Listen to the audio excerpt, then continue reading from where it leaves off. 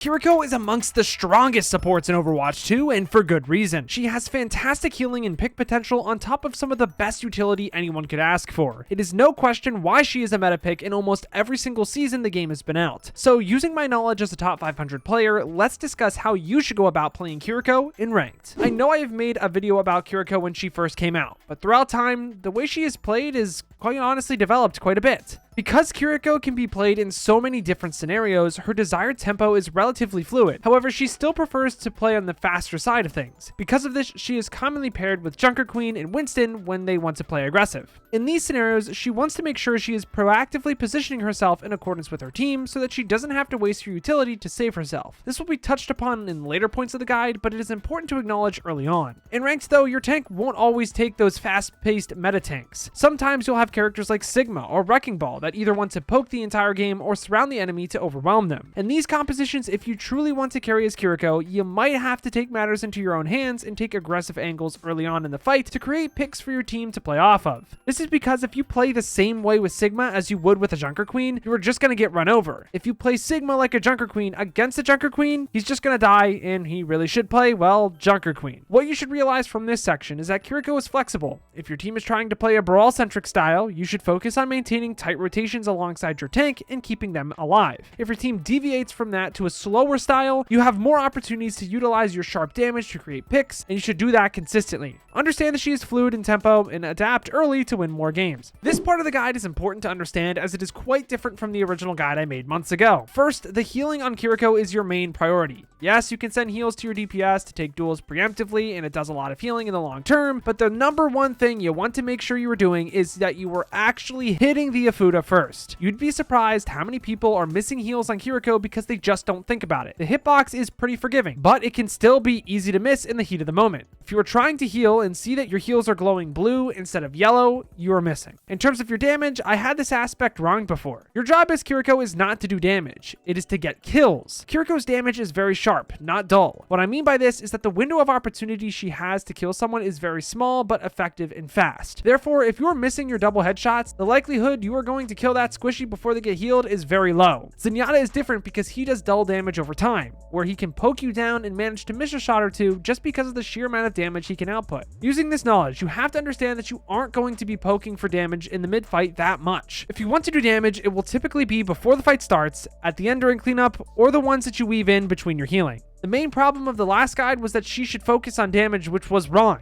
She needs to focus on confirming kills. Now that this is understood though, let's discuss her protection Suzu. In all of my guides revolving around Kiriko, we have discussed that you need to use Suzu at the right time to make sure that you do not waste the cooldown. Today we're going to take this knowledge one step further and discuss how you can use the ability aggressively to push harder. Kiriko is almost always paired with Junker Queen on both sides in the current game. Using this knowledge, you should know that the way you outplay the enemy as Kiriko is by using your Suzu more effectively. In the Queen matchup, if the enemy Kiriko uses her Suzu early, you can tell your Queen to get very aggressive to look for an axe and Suzu her in. This tactic is also used in the matchup with two Baptistes. Using Suzu aggressively when the enemy has already used theirs will win you fights 90% of the time. Everything else should still be kept in mind though. You don't want to look to do this all of the time. Unless the opportunity is obviously positive for your team, you don't want to be aggressive with the cooldown when the enemy has their Suzu online still. Using this knowledge, let's move into tip 4. The tip surrounding Swift Step is really about everything but the ability itself. The most important mistake to avoid regarding Swift Step is to make sure that you are not wasting it when you do not need to use it. You want to make sure that you are always thinking about where the fight is going to end up as Kiriko so that you do not need to use your Swift Step to compensate for a lack of forward rotation. This is because it will leave you vulnerable in the mid-fight to get killed. If I know that my Winston is going to look to jump on the Ana in the backline, I'm typically not just going to sit around and wait for him to do so. Instead, while he is staging for his dive, I'm going to rotate to a position that I know I can support him without using my step to do so. Sometimes this is difficult to pull off and you'll have to play around with timing, but this is something a lot of players are not thinking about when they lock Kiriko in ranked.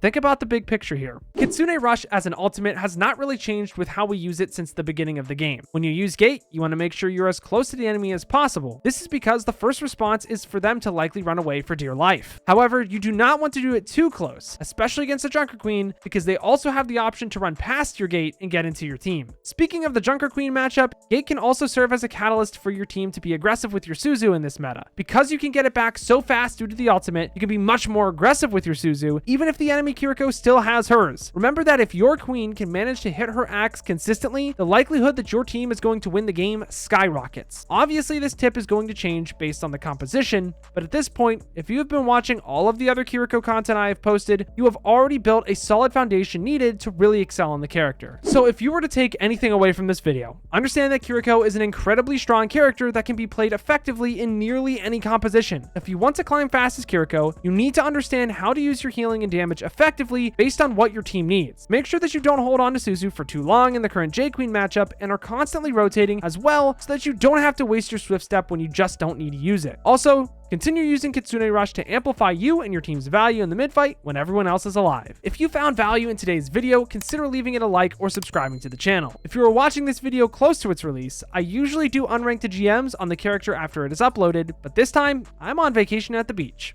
I might do an unranked GM on Kiriko when I get back, so if that is something you are all interested in, let me know in the comments down below. Otherwise, thank you all so much for watching, but until next time, I've got to peace out and Paz out. I'll see you in the next one.